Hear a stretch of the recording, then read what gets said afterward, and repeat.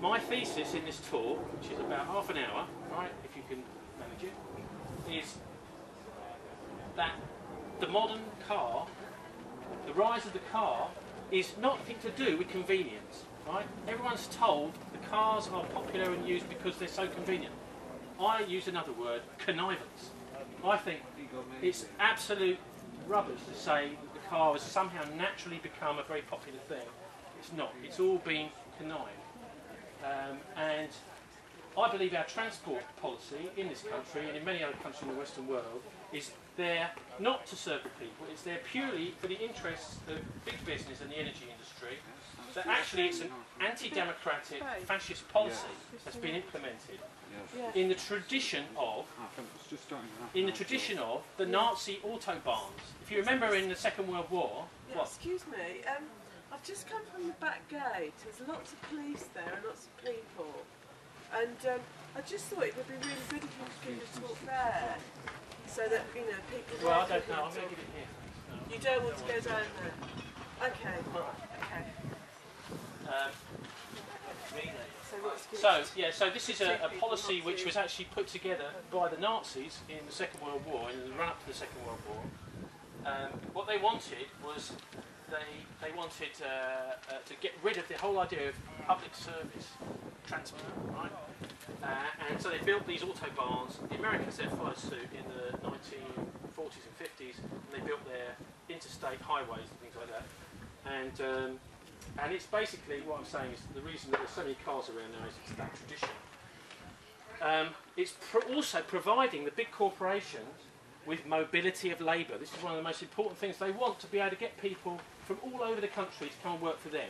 If it's the right person, they want you to be able to drive 100 miles a day to come and work for them. And also it's about de-unionising transport. So transport in the old days, back in the 1940s and 50s, was mostly railways, and it was controlled, but those railways were controlled to a large extent by the unions. They could close the railways down if they wanted to. So it's about de-unionising the transport business, the whole business, because we all need to move around. And of course, most importantly, maximising consumption of oil, right, and dependence on the oil industry. So I think, ultimately, we're going to need a new political movement, and maybe this is part of that, to remove the transport policy from the control of the big oil corporations and banks, cut out the shareholders and the fat cat bosses, because these are the people who are making all the money from us moving around nowadays, and renationalise in the public interest. Anyway, that's my basic thesis. I'll now talk about some of the history to do with why I think that. So, there is a history of oil companies working together to control the energy market. How the energy and transport markets have been rigged in the US, UK and USA to force the population to be dependent on cars. Now, we start off with a guy called John D. Rockefeller. John D. Rockefeller was the owner of Standard Oil. And there was this was a massive oil company in the United States in the early part of the 1900s that became almost totally in control of the whole of the oil in the whole country, because they used all sorts of underhand tactics. And Rockefeller came from rags to riches as a result of Standard Oil. Now, in 1904, a lady journalist called Ida Tarbell wrote a book called The History of the Standard Oil Company, and this book became a bestseller in America. And her book was basically saying these guys are cheats all the way through. In fact, one of the quotes from her book, I'll read you a little quote from her book. She said, an oil producer was discovered stealing oil from part of Standard Oil. He had tapped the main line. For at least 2 years, he ran a small, steady stream of oil into his private tank. Finally, the thieving pipe was discovered, and the owner of it went to court. After acknowledging his guilt, he was brought to trial. The jury, though, gave a verdict of not guilty, because they said, because Standard Oil is stealing the oil from us, you have every right to steal it back. So that was the sort of situation there was in America in the early parts of the 1900s. So Standard Oil gained control of nearly 90% of all the oil products in the US by the time of World War I. So they controlled almost 90% of the oil industry, this one company. They used bribery, And they also secretly bought up railway companies and used those railway companies to transport their oil much cheaper than everyone else's oil. So that's how they managed to get more and more money, more and more wealth. They also, another tactic they used was they used to buy up competitors, and then they secretly buy up competitors and use those competitors to spy on their real competitors. So if you imagine, we have three competitors. Say Fran is Standard Oil, and we are three competitors for Standard Oil. Fran would buy me up, right, as a company, and then I would sit together with you two and say, what are we going to do about Fran? Yeah? And so then, but I'd be secretly feeding her information about our plans. So this is what Rockefeller did in the US in the early part of the 1900s. Anyway, there was an antitrust case, a Sherman antitrust case against Standard Oil, and it was broken up into 34 companies, including companies you might have heard of now. Exxon, Mobil, Chevron, Esso, ConocoPhillips, and parts of BP and Shell. And that happened in 1911. The Supreme Court did that. But the only thing was that Rockefeller kept his shares, right? So in all these different companies, he still had shares in all these different companies, even though they tried to break the companies up. Okay, so that's the early part of the 1900s. Let's move on in time a bit to 1930. The trams in Britain were all over the place in 1930. And the Royal Commission on Transport, a wonderful Royal Commission, was set up to investigate many issues of transport policy. And it produced several reports. In 1931, one was published called The Coordination and Development of Transport. The chairman was Sir Arthur Griffiths Boscawen. There were lots of posh people on this committee. They acknowledged the great part played by trams, but they were generally unfavourably disposed towards them. And they concluded at the end of the report there must be no more trams. This is in 1931 it was published. The last tram line was built in 1932 in Eltham in south-east London. And by 1952, that's 20 years after that, all the trams had gone. So that was the people that decided that we mustn't have trams in Britain. Now if you look around other parts of the world, you will see all the most advanced societies such as Germany and Switzerland use trams all over the place. So they were a bunch of idiots basically, in a nutshell. And that's why we don't have trams today, because of this Royal Commission on Transport. Okay, let's move on in time a bit to 1936. 1936, there was a company created in the United States called National City Lines, sponsored and funded by General Motors, Firestone Tire and Rubber Company, Mack Truck, that's the big lorry builders, and Standard Oil of California, which is one of those companies that Standard Oil had been split up into. This company brought up more than 100 electric surface traction systems, that's like tram systems in America, in 45 cities. This one company then started controlling almost every single tram network in the United States, including in New York, Philadelphia, St. Louis, Salt Lake City, Tulsa, Los Angeles. And you know what? They decided that they weren't actually going to spend any money on them. They were just going to run them into the ground. So the tram systems in America were also closed down in a similar way as they were here. But maybe it's actually in a slightly different way. But anyway, someone somewhere decided that we don't want any more trams. Okay, so they were replaced by, guess what? General Motors' own buses. So the company that had set up a holding company, National City Lines, to close down all the other public transport, then used its own buses to take over. In 1949, General Motors was convicted in the US District Court in Chicago of a criminal conspiracy to take over the bus network and close it down. And guess what? They were fined $5,000, which is not even one streetcar or one tram's profit that the company makes in 1 year from one tram. Right? So you can see that the courts, even though they're saying this is a terrible criminal conspiracy, are actually not really fining the company anywhere near enough for what they've done. And anyway, it's all after the event, after it's all been closed down. Okay, on to 1955, we come back to Britain now, and the British Rail, there's something called the Railway Modernisation Plan. Now, in Britain, we've got what we would now consider pretty much a privatised railway system. Back in the 1950s, almost everything in this country went by train. In fact, the network was massive. In fact, I'll tell you how many stations were closed in the 1950s. 433 stations in Britain were closed in the 1950s by the Royal Commission on Transport. And the only reason they did this was because in 1955 there was a strike. There was a 2-week strike at the time of the general election in 1955 in Britain by ASLEF. It was the train drivers' union. And that strike was over the price of a packet of cigarettes a week, and it was a dispute between the NUR and ASLEF as well. But anyway, it meant that the entire railway network was brought to a halt for 2 weeks, just in the run up to the election. So when it came to, this was when the Conservatives got in, Eden got in, and they decided they were going to actually break the monopoly of the rail unions in 1955 in that election. So they introduced this plan to get rid of the railways. So in the late 1950s, 433 stations were closed.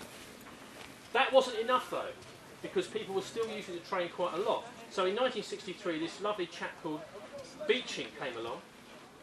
He was actually a mediocre businessman. In the Second World War, he developed some sort of an anti-tank gun called the Piat.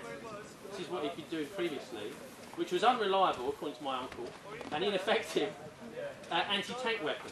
He developed that in 1941. They used to fire it at the German tanks, and then the German tanks would just hardly notice it. This guy, Beeching, then became chairman of ICI on a massive salary.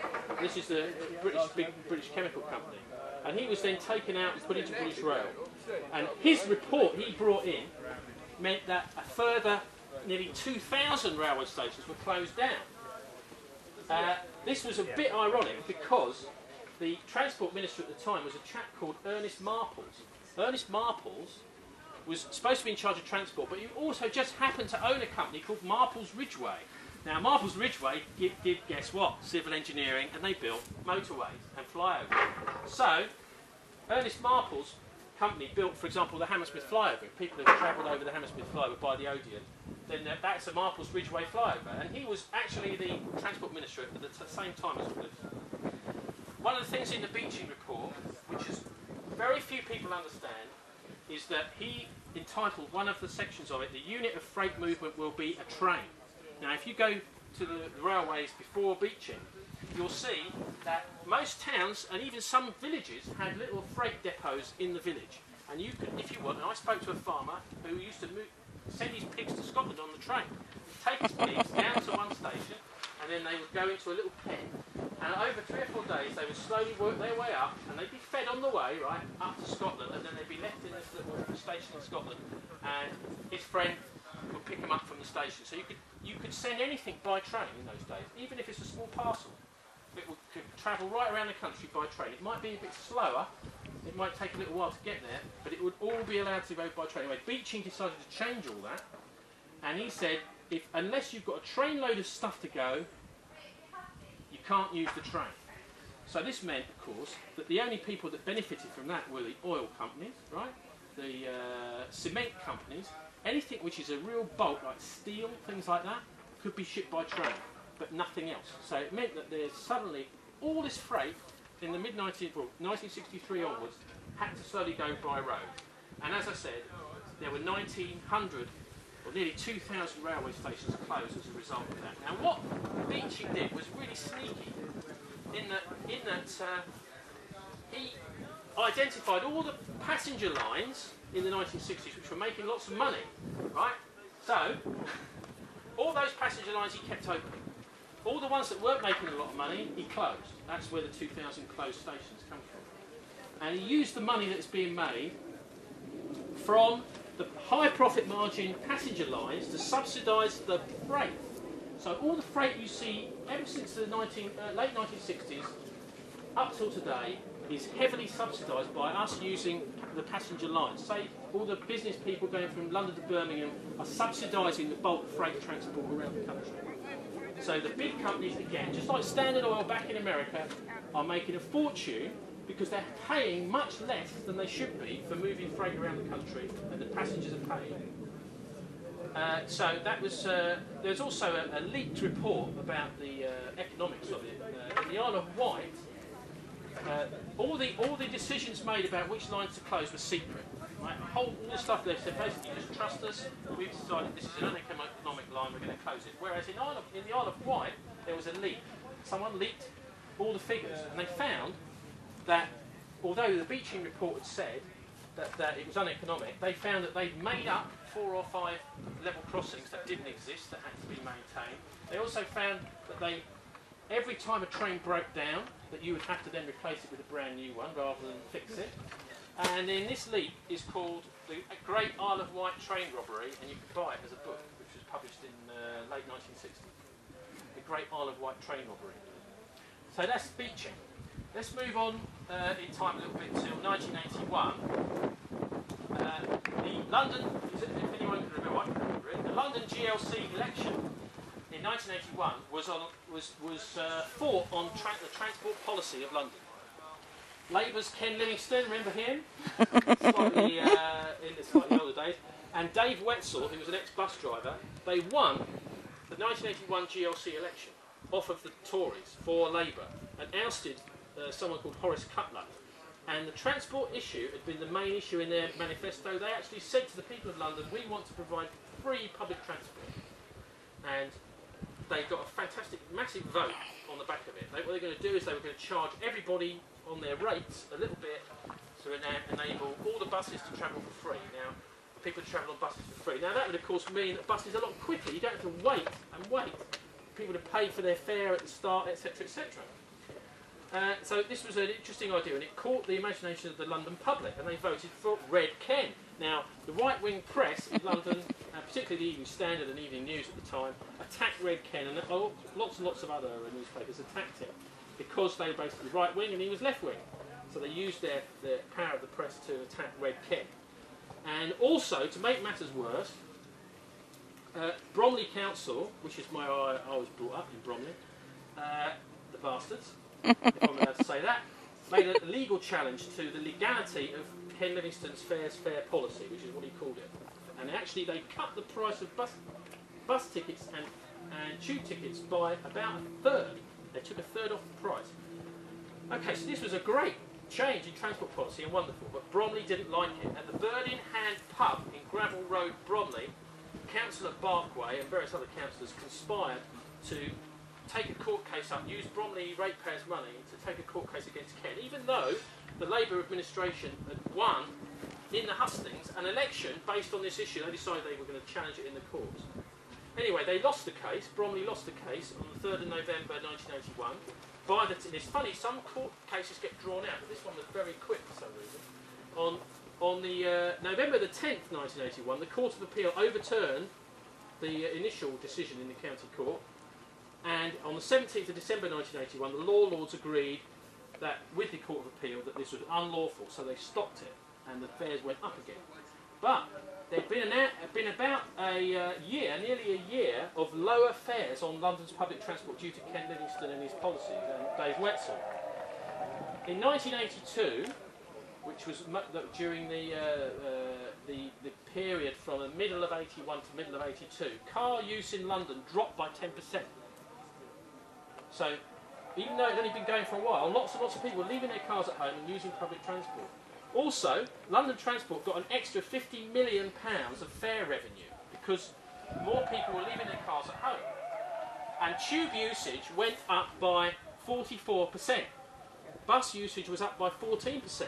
These were the greatest increases ever in the 52-year history of London Transport when the fares were dropped. Because people decided, look, I'm going to leave my car at home.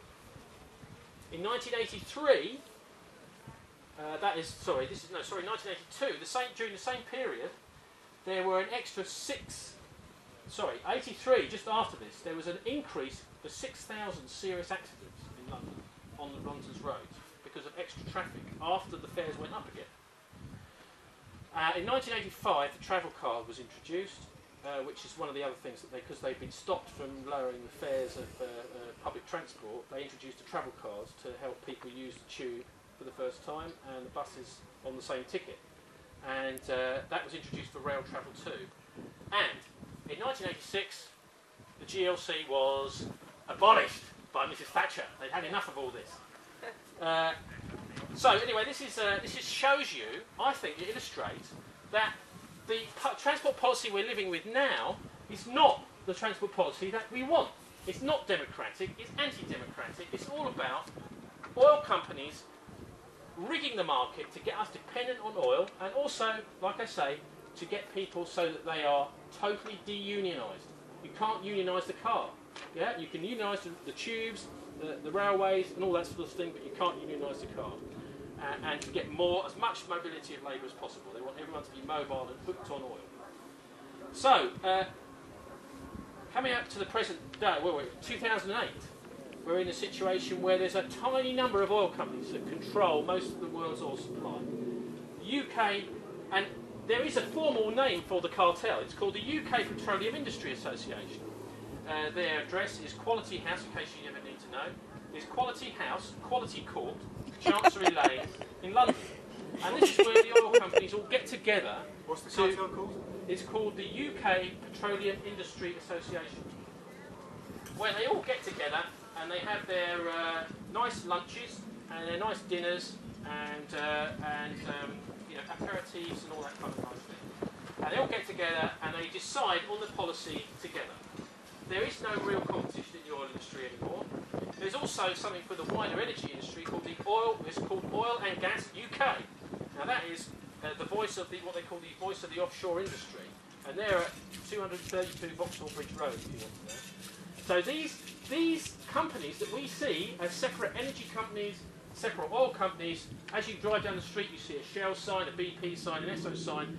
These companies are all working together, and as I said earlier, for the large part, many of them originally were the same company, Standard Oil.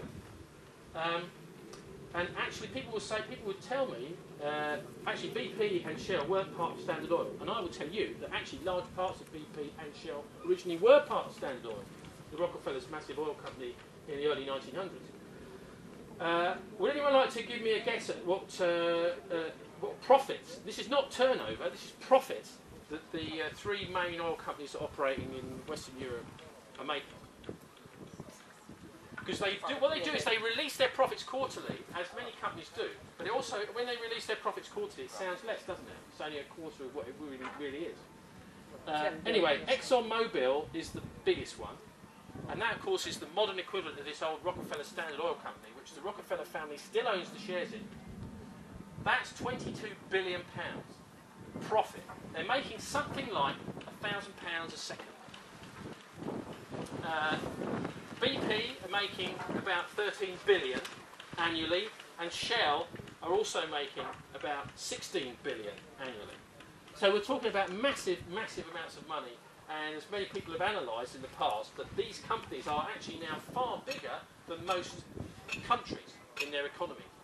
That they have actually much more revenue than most governments, and in fact their turnover in many ways is greater than the gross domestic product of many countries. So, anyway, that's about it really. I just thought I'd take you through the industry and give you an idea of why I believe that the policies that we're seeing are not the policies that anybody actually, other than the oil industry themselves, want. And they have really got so powerful with these massive profits, the government has become dependent on them. And a bit like the mobile phone industry, where they're dependent on these massive amounts of money coming in from these industries in order to actually just balance the books. So the oil industry, I believe, has the whip hand in setting transport policy.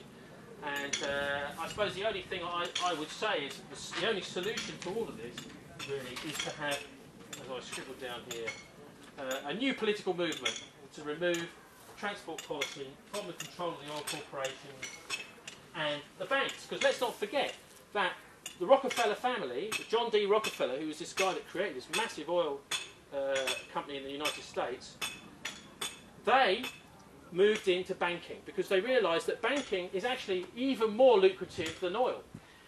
Because the oil companies sometimes have to go to the banks to get loans to build a refinery or whatever, and they realised, well, the banks, if I was a bank, I wouldn't have to go to the bank to make any money. I'd just have to press a button, and I can create that money out of nowhere and then I can use it myself, or else I can lend it out at interest. So this is an absolute scam, which is at the heart of the capitalist system. So I think this is what we need to be thinking about and overturn. And so thank you very much for listening, and maybe we can have some questions. Does anyone like? Can I ask just one question? Yeah. I've never quite understood this. The profits that the oil companies are getting don't come directly from the money that we're paying. You know, not we because I don't drive, but people are paying for the petrol in their tank. The profits are coming from somewhere else. It's not just a direct link between the two. And I'm not sure where this huge profit's coming from. Well, yeah, it is. I mean, they do actually. I mean, they will tell you any kind of rubbish in order to. They're very good at public relations, right? Yeah. I'm a journalist as well, so I know how the public relations industry works. Yeah. Is when you're doing something which is a total scam and criminal, yeah. You just talk to your public relations people, say, how are we going to get out of this? And then they make up some lie, go on Newsnight and tell you about it. Yeah. And I'm afraid it's often difficult to then disentangle it. Of course their profits are coming from the petrol pumps. Yeah. This is they are trying to blame the government, right? They're trying to say that it's the government's fault because they take too much in tax. Isn't that terrible? But as you notice, they have not got upset about the fact that the price of oil is going up. In fact, they love it. One of the things I would say about one of the reasons the price has gone up recently is so really the answer to your question is I think it's a lie. Right, I think that it is. They are getting a fantastic amount of profit. Well, this is sort of the way that they use competition to shift the blame, because you've got all these different oil companies, and they all extract oil out of the ground, and that's one stage, and then you can sell on the crude to the refineries, but they all own refineries. Yeah. But there's this sort of idea that they buy crude off something that doesn't exist almost, and then they all refine it, and then the refineries sell it to the petrol station. Now, in the accounting, it's probably true that the forecourts, the price that they pay for the refined petrol and the price they sell it on, that they don't make a profit on that stage. But that's only because of the high price that the same companies are selling it at from the refineries. And so it's at the refinery stage where they're making. So it's kind of at the refinery stage, but it's the same companies owning the forecourts and owning refineries and owning the oil wells. And so it's all smoke and mirrors. The other thing I'd say about the recent price hike, because this is quite fascinating, I think the shenanigans behind it. If people want to go on to Michael Chustodowski's website, globalresearch.ca, which is a Canadian professor, and he analyses a lot of stuff to do with, I think he's at Montreal University or Ottawa University. You'll see that the reason the prices of oil has gone up recently has nothing to do with any kind of sort of normal operation of the market. Because after September the 11th, the US economy, particularly, and other economies were threatened. And so there was a massive liberalisation of oil markets. And new markets were opened up, futures markets, and all sorts of new instruments were opened up for people to deal in oil, in order to prop the market up artificially. Because after 9/11, people were taking their money out of America, and the dollar was going to suffer. So this is one of the reasons why the price has gone up recently. It's just pure speculation in these unofficial, unregulated markets. So what's happened is people have said, 3 or 4 years ago, we believe the price of oil is going to go up. And this is a kind of self-fulfilling prophecy with these markets, because they're totally unregulated markets. So we're seeing a kind of, almost like I think a terminal phase in capitalism, where they have, people have, or the system has no real regulation anymore, and it's really become a kind of gangster mentality. Just make as much money in as short a space of time as you possibly can. And it's interesting, I think, that what they did on 9/11 was really just put off the problem. And now we're seeing the result of that. So any more questions? Yeah.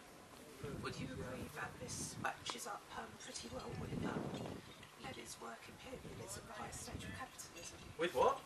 Imperialism, the highest stage of capitalism, because it just everything you've been saying, it sort of reads very much like his work. And he was writing in the early 1900s about how everything was getting into bigger and bigger cartels, and this would be the total stage of capitalism. Well, we're in a weird situation, aren't we, where we've got the supermarkets. I mean, we just talk about them for a minute. They are taking over, to a large extent, where we get our oil from. The other thing is, I had a weird phone call, this is in early, about 2002, I phoned up the Office of Fair Trading just to have a chat with him, like I do sometimes, anything interesting going on.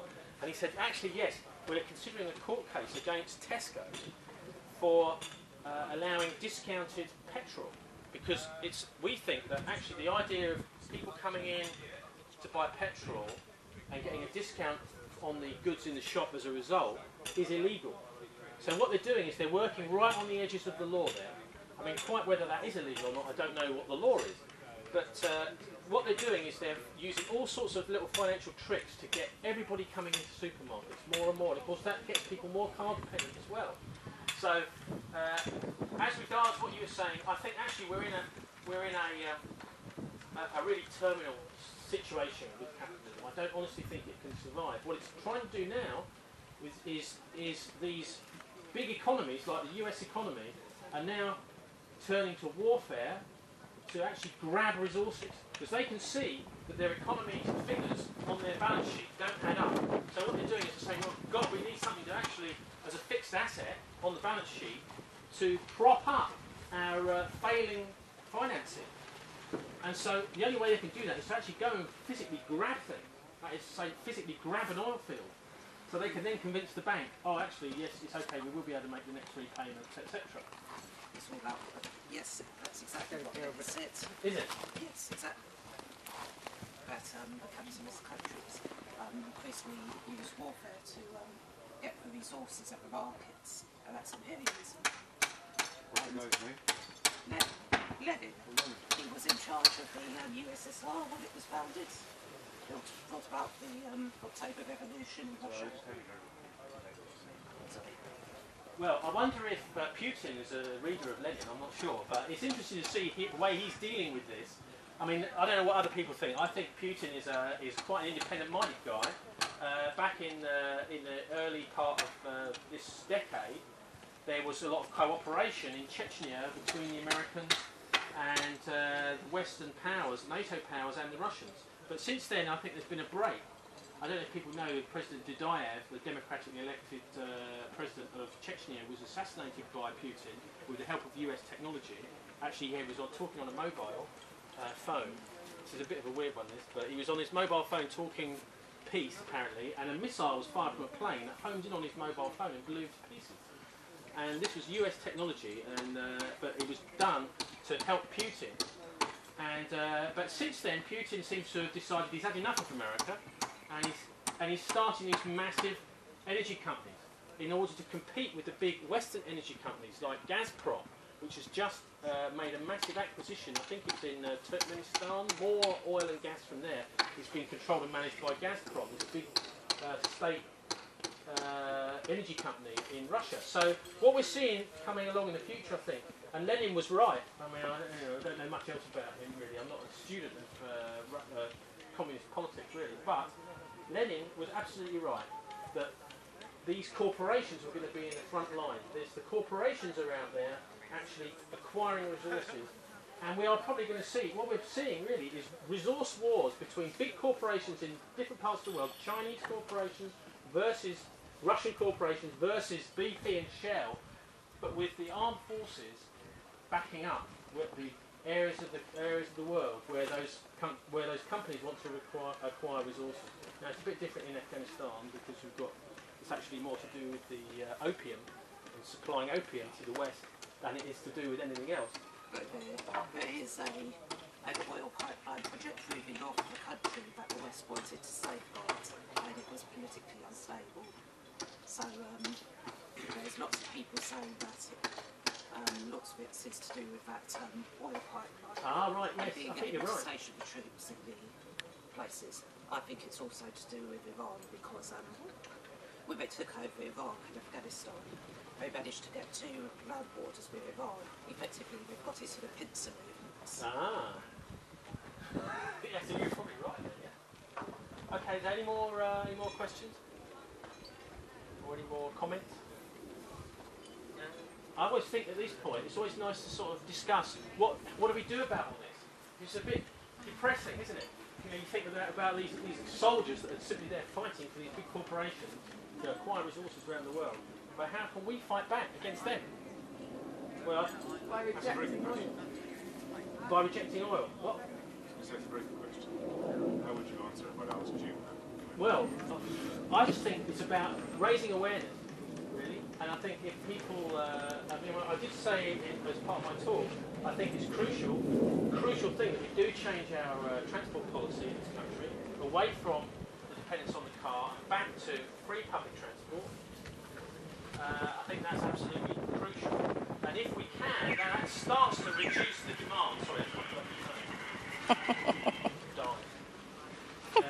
we start to reduce the demand because we all know, anyone that's lived on eco-villages or anyone that's living here can see that you can actually survive with actually quite limited amounts of energy. What the car's done is it's meant that people expect to be travelling up to sort of 50, 60 miles in each direction to commute a day, which is totally unrealistic.